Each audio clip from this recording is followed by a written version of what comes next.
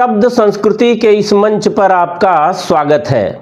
आज की चर्चा में हम संस्कृत वर्णमाला के अंतिम अक्षर हा से शुरू होने वाले ऐसे अर्थपूर्ण और सुंदर नामों की चर्चा करेंगे जो आप अपने घर परिवार में आने वाले नए मेहमानों यानी नन्हे मुन्ने बच्चों के लिए चुन सकते हैं। जिन्हें नाम चुनने की आवश्यकता नहीं है वे व्याकरण के सहारे नाम वाले इन शब्दों के मर्म तक पहुंच सकते हैं और अपना भाषा ज्ञान बढ़ा सकते हैं। साथ ही अपने परिचितों परिवारीजनों को इन नामों का मर्म समझा सकते हैं। हा से शुरू होने वाले नामों की चर्चा इसलिए की जा रही है क्योंकि इससे जुड़ा प्रश्न मुझे विशेष रूप से याद दिलाया गया है। वैसे बहुत अच्छी बात है कि आप लोगों की ओर से बहुत अच्छे प्रश्न पूछे जा रहे हैं। प्रश्न भाषा व्याकरण से जुड़े हुए तो हैं ही, सभ्यता संस्कृति और समाज से भी जुड़े हुए हैं। कई प्रश्न ऐसे हैं कि उन पर एक साथ बात करना संभव नहीं है, इसलिए यदि आप नियमित श्रोता हैं तो उम्मीद रखें कि देर सबेर किसी न किसी चर्चा में आपके प्रश्न का उत्तर मिल सकता है। मेरी इच्छा यह अवश्य है कि यदि आप भाषा व्याकरण से संबंधित प्रश्न विशेष रूप से पूछें तो यह हमारे अपने स्वयं और समाज दोनों के लिए अत्यंत उपयोगी होगा, क्योंकि हमारी भाषा अच्छी होगी तो हमारी हर प्रकार की अभिव्यक्ति क्षमता भी बढ़ेगी। इस चैनल का नाम शब्द संस्कृति इसीलिए मैंने रखा है ताकि शब्दों के संसार यानी भाषा व्याकरण के बहाने सभ्यता संस्कृति की भी चर्चा आगे बढ़ाई जाए। कहने का अर्थ यह है कि हमारी भाषा अच्छी हो और साथ में चीजों को समझने की हमारी दृष्टि स्पष्ट हो तो जीवन में इससे बड़ी बात और क्या हो सकती है। भाषा के विषय में एक रोचक और व्यावहारिक बात आपको बताऊं कि यदि आपको अपनी भाषा अच्छी करने की कोई आवश्यकता ना हो तो भी यह काम अवश्य करते रहिए। इसका कारण यह है कि हमारे संस्कारों, हमारी आदतों, हमारी बोल बात का प्रभाव हमारे घर परिवार से लेकर हमारे पास पड़ोस तक पर पड़ता है। मेरी दो बेटियां हैं, दोनों को पहली दूसरी कक्षा से ही अच्छी हिंदी के लिए शाबाशी मिलती रही है, जबकि सच्चाई यह है कि मैंने शायद ही कभी उनको हिंदी के विषय में अलग से कुछ बताया हो। साल 6 महीने में कभी कुछ पूछने पर हल्की फुल्की कोई बात बता दी हो तो बात अलग है। मेरी स्थिति कभी ऐसी नहीं रही कि बच्चों को अलग से समय दे सकूं। सवेरे 7 बजे घर से निकलता हूं और रात 8 बजे वापस आता हूं। शनिवार और रविवार को किसी न किसी सामाजिक कार्यक्रम में सम्मिलित होना पड़ता है। इसके बावजूद मेरी बड़ी बेटी जब दूसरी या तीसरी कक्षा में पढ़ रही थी तो पहली बार जब उसकी अच्छी हिंदी की प्रशंसा हुई तो मुझे भी आश्चर्य हुआ।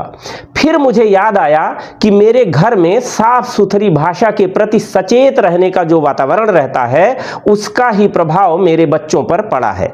यह भी रोचक है कि उच्चारण के मामले में मैं उतना अच्छा नहीं हूं जितना कि मेरे बच्चे हैं। घर के वातावरण का महत्व आप इससे भी समझ सकते हैं कि अमेरिकी भाषा विकास शोधकर्ता मेरेडिथ एल रोए के नेतृत्व में सन 2012 में एक अध्ययन किया गया। इस दीर्घकालिक अध्ययन ने दिखाया कि बच्चों के शब्द भंडार को बढ़ाने में घर में बोली जाने वाली भाषा की शब्दावली और उसकी गुणवत्ता दोनों महत्वपूर्ण है। यानी बड़े बुजुर्ग जितनी समृद्ध और संवादात्मक भाषा बोलते हैं बच्चों की भाषा भी उतनी ही उन्नत होती है। खैर, अब आइए वेद शास्त्रों से हा अक्षर से शुरू होने वाले नामों की एक सूची आपको सौंपता हूं ताकि आप अपने बच्चों के लिए इनमें से अपनी पसंद का कोई नाम चुन सकें। नामों की चर्चा करते हुए मैं हर नाम का व्याकरणिक मर्म भी बताने का प्रयास करूंगा ताकि हर नाम का महत्व कुछ गहराई तक आपके ध्यान में रहे। पहला नाम है हव्य। ईश्वर के प्रति श्रद्धा व्यक्त करने के लिए हव्य एक श्रेष्ठ नाम है। यह बालक का नाम हो सकता है। इसका अर्थ होता है वह वस्तु या आहुति जिसे देवताओं को अर्पित किया जाए। इसका सामान्य अर्थ है आहुति के योग्य, हवन के योग्य सामग्री या अन्न। हव्य शब्द बना है हु धातु में यत प्रत्यय जोड़कर। हु धन यत बराबर हव्य। हु धातु देना, लेना, ग्रहण करना, हवन करना आदि का अर्थ देती है। हु दाना दनयो आदाने च। हव्य शब्द में वह पवित्र समर्पण भाव है जो अपने आराध्य के प्रति होता है। ह अक्षर से शुरू होने वाले हंस को भी बालक का नाम आप रख सकते हैं। हंस को सामान्य रूप से एक पक्षी के रूप में हम जानते हैं, परंतु भारतीय परंपरा में हंस केवल जल में तैरने वाला पक्षी नहीं है, वह एक प्रतीक है विवेक का, पवित्रता का और नीर शीर विवेक का, अर्थात जो सार को असार से अलग कर सके, जो सत्य को पहचान सके। इसलिए हंस नाम में केवल मधुरता नहीं, एक प्रकार की आंतरिक शुद्धता और निर्मल बुद्धि का भी संकेत है। हंस का अर्थ परमात्मा भी है और यह भगवान विष्णु का अवतार भी है। दिव्य गुणों वाले मनुष्य को भी हंस कह सकते हैं। हंस शब्द बना है हस धातु में अच प्रत्यय जोड़कर। हस धातु प्रफुल्लित रहने, खिलखिलाने, हंसने, चमकने जैसे कई भाव व्यक्त करती है। जब पूरा हंस शब्द बनता है तो यह अलग अलग संदर्भों में पक्षी और परमात्मा विष्णु के अवतार से लेकर निष्पाप और दिव्य गुणों वाले मनुष्य तक का अर्थ देने लगता है। आप अपने बालक का हित नाम भी रख सकते हैं। हित बना है धा धातु में ता प्रत्यय जोड़कर। धा धातु धारण करना, पोषण करना, रक्षा करना, देना आदि का भाव व्यक्त करती है। प्रत्यय जुड़ने के बाद हित का अर्थ निकलता है कल्याण, भलाई, शुभ। यह नाम बहुत छोटा है पर भीतर से बहुत विशाल है। हित शब्द मानो जीवन का संकल्प हो कि इस बालक की दृष्टि केवल अपने लिए नहीं, सबके भले के लिए उठे, कि उसका होना किसी के लिए बोझ नहीं, आश्रय बने। हित का अर्थ कृपालु, स्नेही और हितैषी भी होता है। यह मंगल, भलाई और लाभप्रद का भी भाव देता है। आप चाहें तो बालक का हुताशन नाम रख सकते हैं। हुताशन अग्नि का एक प्राचीन नाम है। इसका अर्थ है जो हुत यानी हवन की गई सामग्री को, आहुति को, नैवेद्य को अशन यानी ग्रहण करता है। हव्य में जो हु धातु है वही हुताशन के हुत में भी है। अशन अश धातु में लुट प्रत्यय जोड़कर बना है। अश धातु खाने, भोगने आदि का अर्थ देती है। अश से जब अशन बनता है तो यह भोजन या आहार की क्रिया बन जाता है। इस तरह हुताशन वह है जो हुत का भली भांति अशन कर लेता है और यह अग्नि तत्व है। लेकिन अग्नि का अर्थ केवल ज्वाला नहीं, अग्नि का अर्थ है तप, तेज, ऊर्जा, शुद्धि और आगे ले जाने वाला। यह नाम उस बालक के लिए बहुत उपयुक्त है जिसमें आप उज्जवल भविष्य, ओजस्विता और भीतर का अनुशासन देखना चाहते हैं। इसी क्रम में एक और दुर्लभ नाम है हुतभुज। इसका अर्थ भी अग्नि ही है, हवन के भोग का भक्षण करने वाला। सुनने में यह नाम थोड़ा वैदिक गौरव जैसा लगता है, जैसे किसी ऋचा का शब्द हो। हुतभुज नाम में परंपरा की गंध है और साथ ही उस अग्नि का भाव भी जो सब कुछ जला नहीं देती बल्कि कुंदन बनाकर निखार देती है। हुत धनभुज बराबर हुतभुज। इसके हुत में भी हु धातु है जिसका वही भाव है जो मैंने पहले बताया। भुज धातु खाने, भक्षण करने, पालन करने, उपभोग करने का भाव देती है। शाब्दिक अर्थ हुआ जो हुत यानी आहुति को भुज यानी भक्षण करता है, वह आहुति भोजी, आहुति भक्षक उदात्त भाव में हितभुज है। यहाँ इतना भर ध्यान दीजिए कि हितभुज हलंत शब्द है, जा हल है। यदि इसे स्वरयुक्त यानी हल चिन्ह हटाकर जा बना देंगे तो भुज शब्द का अर्थ भुजा या बाँ हो जाएगा। इसके बाद आप अपने बालक का नाम हेम भी रख सकते हैं। संस्कृत में यह हेमन भी है। हेम का अर्थ है स्वर्ण, पर स्वर्ण केवल धातु नहीं होता, वह मूल्य होता है, शुद्धता होती है और वह प्रकाश होता है जो समय के साथ मलिन नहीं पड़ता। पड़ता। यह नाम सरल है, सुरुचिपूर्ण है और उसके भीतर एक ऐसा संकेत है कि यह बालक जीवन में चमके भी और चरित्र की शुद्धता भी बनाए रखे। अब आइए बालिकाओं के लिए कुछ नामों की चर्चा करते हैं। प्रकृति और शीतलता के प्रति प्रेम दिखाने के लिए हिमा नाम बालिका का रखा जा सकता है।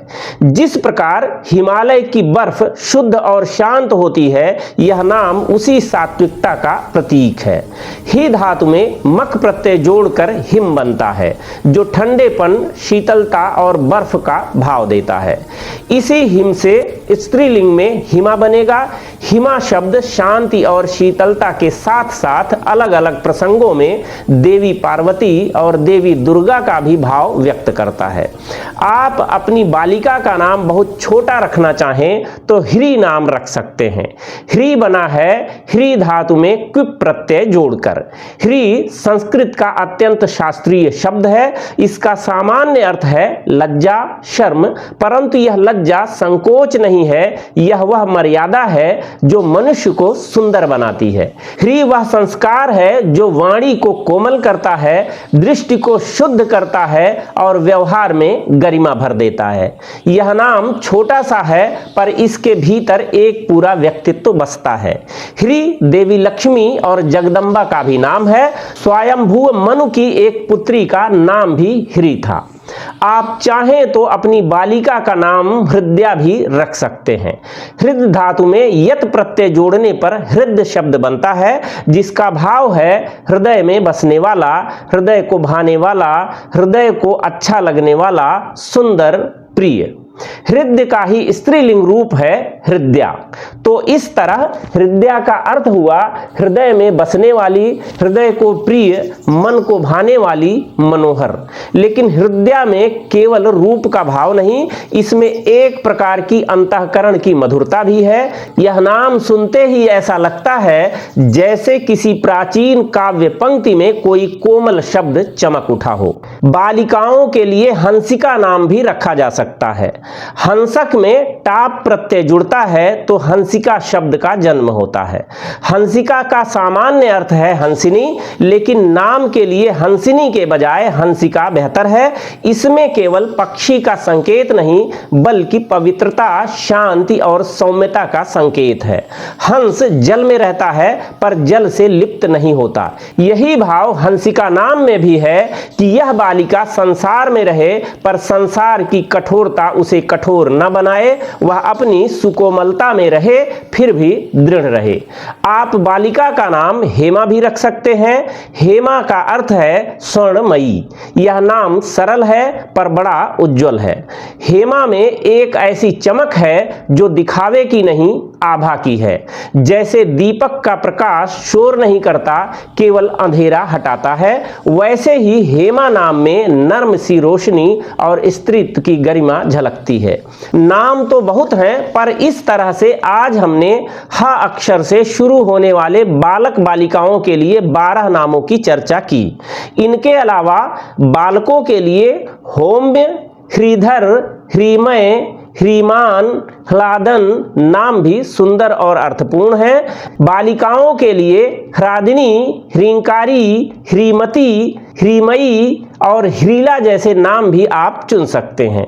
यहाँ एक बात और ध्यान दिला दूं कि मैंने नामों के साथ जो देवी देवताओं के नाम लिए तो इसका अर्थ यह नहीं है कि ये नाम केवल देवी देवताओं में विश्वास रखने वालों के लिए हैं। ये नाम वास्तव में कुछ विशिष्ट गुणों के वाचक हैं और देवी देवताओं को इन्हीं गुणों का प्रतिनिधित्व करने के नाते इन नामों से जाना जाता है। इसलिए सभी लोग इन नामों का चयन कर सकते हैं।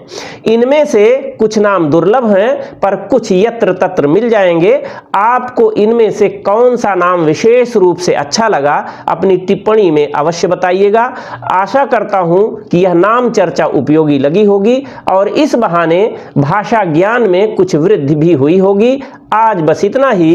पूरी बात धैर्यपूर्वक सुनने के लिए बहुत बहुत धन्यवाद।